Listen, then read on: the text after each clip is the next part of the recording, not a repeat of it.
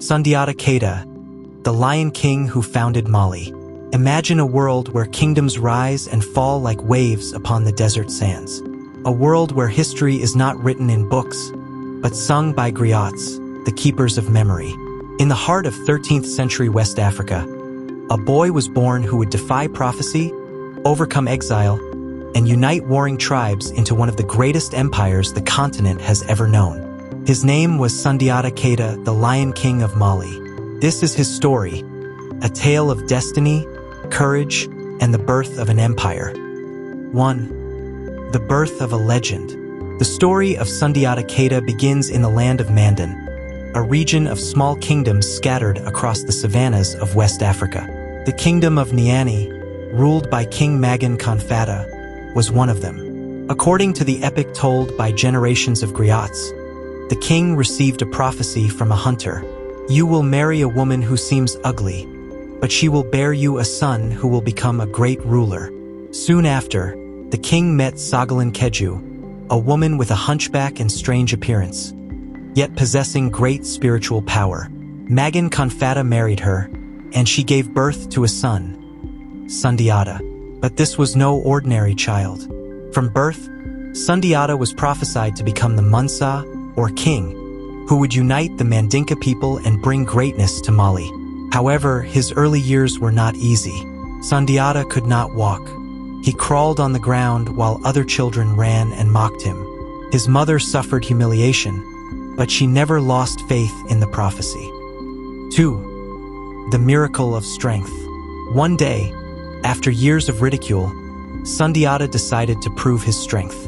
He asked the blacksmiths to forge him an iron rod. The rod was so heavy that even grown men struggled to lift it. But Sundiata, the boy who could not walk, grasped it firmly, and the rod bent under his power. The people watched in awe as he took his first steps.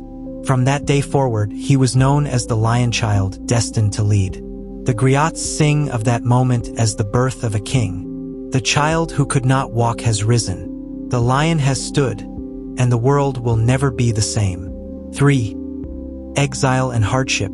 After the death of his father, Sundiata's destiny took a dark turn. His stepmother, Soumaoro Kanté, wanted her own son, Dankaran Tuman, to rule instead. Fearing Sundiata's potential, she forced him and his mother into exile. For years, Sundiata wandered across the lands of West Africa, seeking refuge in different kingdoms, from Ouagadougou to Mima. Each land he visited taught him something new: how to lead, how to fight, and how to understand people. In exile, Sundiata grew stronger. He gathered loyal followers, warriors, wise men, and griots, who saw in him the light of destiny.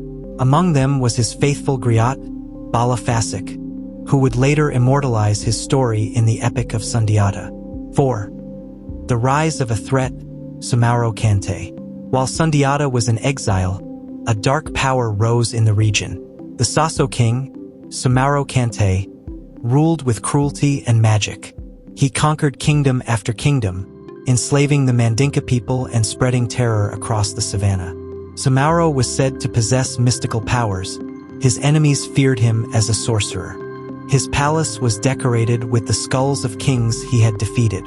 When Sundiata heard of Soumaoro's tyranny, he knew the time had come. Destiny was calling him back home. 5. The return of the lion. Sundiata returned to Mandinka, no longer a boy, but a warrior king in spirit. He began uniting the scattered Mandinka clans, reminding them of their shared heritage and strength. The rod bent under his power. The people watched in awe as he took his first steps. From that day forward, he was known as the Lion Child, destined to lead. The griots sing of that moment as the birth of a king.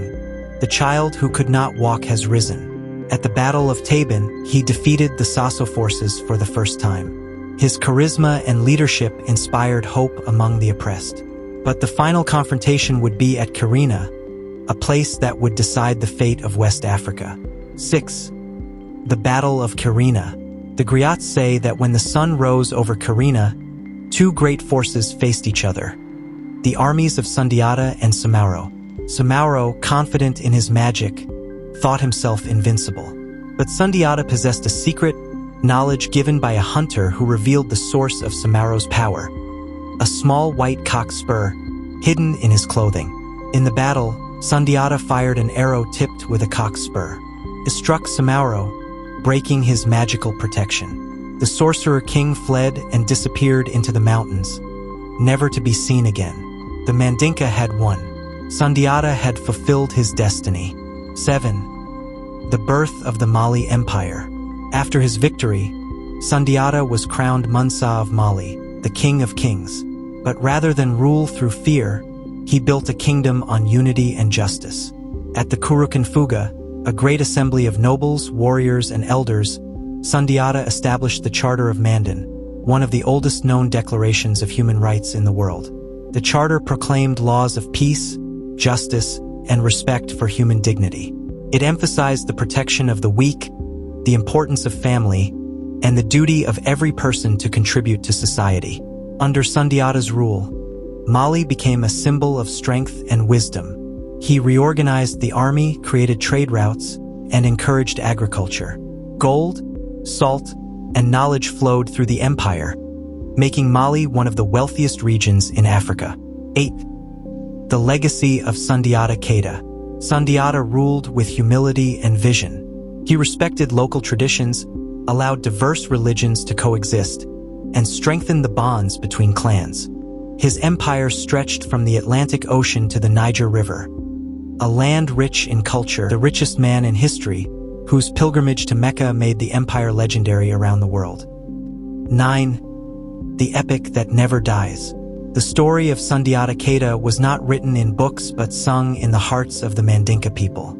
For centuries, griots have passed down his tale through music and storytelling, a living history known as the Epic of Sundiata. Each griot tells it with passion, rhythm, and wisdom, ensuring that the memory of the Lion King never fades. As long as there are men, as long as there are words, the name of Sundiata will live. His story reminds us that greatness is born not from strength alone, but from perseverance, unity, and the courage to rise again after every fall. 10. The spirit of the lion. Today, more than 800 years after his reign, Sundiata Keita remains a symbol of African pride and leadership. In Mali, Guinea, Senegal, and across the diaspora, his story continues to inspire generations who dream of rebuilding Africa's greatness. The lion, his symbol, represents not only power, but wisdom, justice, and resilience. From the deserts of the Sahara to the forests of the Niger, the legend of Sundiata echoes like a heartbeat through time. He was more than a king. He was the founder of a vision of Africa united, strong, and proud.